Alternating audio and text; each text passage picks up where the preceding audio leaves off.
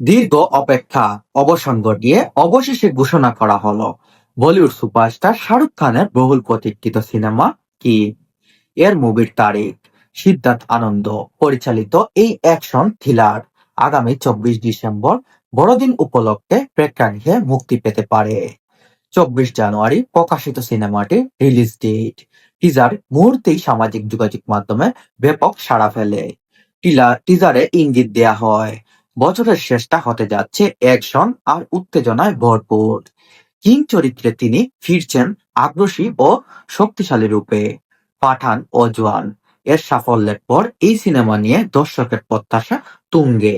সিনেমাটির আরেক বড় আকর্ষণ হলো প্রথমবার বড় পর্দায় বাবার সঙ্গে অভিনয় করতে যাচ্ছেন শাহরুখ কন্যা সুহানা খান। পাশাপাশি গুরুত্বপূর্ণ চরিত্রে অভিনয় করতে যাচ্ছেন দীপিকা পাদুকোণ।